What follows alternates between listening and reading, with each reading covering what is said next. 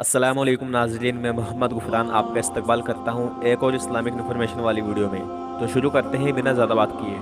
آپ کا سوال ہے، کون سی جنگ میں 1000 فرشتے اترے تھے؟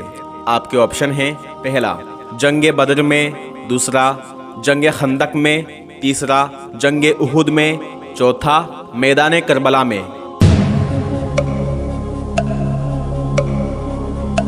اس کا صحیح جواب ہے جنگ بدر میں اللہ کی طرف سے مسلمانوں کی مدد کے لیے 1000 فرشتے آسمان سے اترے تھے، جنہوں نے دشمنان اسلام کو ہلاک کر دیا تھا۔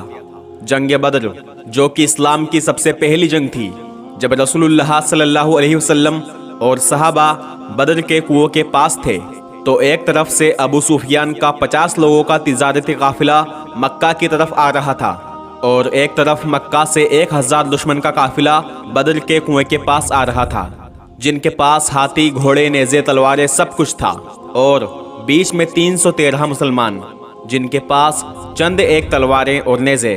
آپ یہ پورا واقعہ سورہ انفال سورہ نمبر 8 میں پڑھ سکتے ہیں ڈیٹیل کے ساتھ۔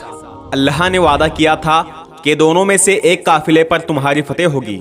اب اگر کوئی جنگ باز آج کے دور کا ہو یا پہلے کا، وہ یہی کہے گا کہ سب سے پہلے 313 مسلمان 50 لوگوں کے قافلے سے جنگ کریں اور ان کا ساز و سامان قبضے میں کر لیں تاکہ جنگ میں مدد ملے، اور پھر بعد میں 1000 دشمنوں سے جنگ کریں۔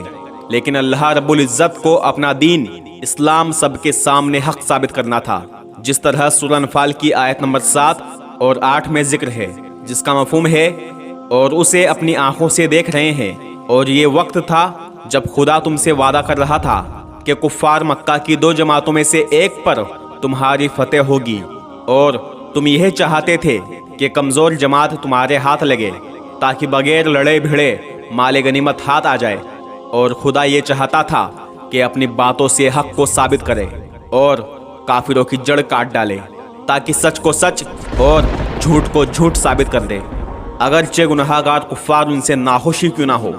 حکم ہوا کہ پہلے 1000 دشمنوں سے جنگ ہوگی، ایک طرف 313 مسلمان اور سامنے 1000 کافر۔ مسلمان پریشان ہو گئے، اللہ کے نبی کے پاس آئے اور کہا، اے اللہ کے رسول صلی اللہ علیہ وسلم، ہم تو اتنے کم ہیں اور نہ ہمارے پاس اتنے ہتھیار ہیں جتنے ان کے پاس ہیں، ہم کیسے جیت سکتے ہیں؟ تب اللہ کے نبی نے سورہ آل عمران کی آیت نمبر 139 تلاوت فرمائی، جس کا ترجمہ ہے، اور دیکھو خوف زدہ اور غمناک نہ ہونا، اگر تم سچے مسلمان ہو تو تم ہی سربلند اور کامیاب ہوگے۔ اس کے بعد صحابہ میں ایسا جذبہ جگا کہ وہ 313 مسلمان 1000 کافروں سے لڑنے کے لیے جنگ کے میدان میں اتر گئے۔ بس پھر آ گئی اللہ کی مدد، جس کا ذکر ہے سورہ انفال کی آیت نمبر 9 اور 10 میں۔ یہ وہ وقت تھا جب تم اپنے پروردگار سے فریاد کر رہے تھے، اس نے تمہاری سن لی اور جواب دے دیا کہ میں تمہاری لگاتار 1000 فرشتوں سے مدد کروں گا، اور یہ خدا نے صرف تمہاری خوشی کے لیے کیا تاکہ تمہارے دل مطمئن ہو جائیں۔ اور یاد رکھو، مدد خدا کے سوا اور کہیں سے کبھی نہیں ہوتی، بے شک خدا غالب حکمت والا ہے۔ اور روایتوں میں آتا ہے اور علماء حضرات فرماتے ہیں کہ خود کافر کہہ رہے تھے کہ ہمیں تو معلوم نہ ہوا کہ کب ہم نے شکست پالی، اور جب کمزور مسلمان ہمارے اوپر حملہ کر رہے تھے تو ان کی تلوار ہماری گردن کو چھونے سے پہلے ہی ہمارے ساتھیوں کی گردن کٹ جاتی۔ ایسا معلوم ہوتا کہ تلوار تو ان کے ہاتھ میں ہے لیکن چلا کوئی اور رہا ہے۔ اس طرح خدا برحق نے 313 مسلمانوں سے 1000 کافروں کو شکست دلوائی اور اپنے دین اسلام کو حق ثابت کر دیا۔ تمام تعریف اس اللہ کے لیے ہے جو پروردگار ہے تمام جہانوں کا، اور جو مالک ہے کن فیکون کا، کہ جس چیز کو کہتا ہے ہو جا تو وہ ہو جاتی ہے، اور وہی ہے مالک آخرت کے دن کا، اور وہ سب کچھ دیکھتا اور جانتا ہے۔ اور میرے بھائیو اور دوستو، اللہ تعالیٰ کا یہ وعدہ آج بھی قائم ہے۔ قرآن آج بھی یہی کہتا ہے کہ سربلند اور کامیاب تم ہی ہوگے، بس شرط یہ ہے کہ تم سچے مسلمان ہو جاؤ۔ خدا وہی ہے، خدا کا کلام وہی ہے، بس فرق ہے تو یہ کہ ہم مسلمان بدل گئے، دنیا کو دل میں بسا لیا جو کہ ایک دن ختم ہونے والی ہے۔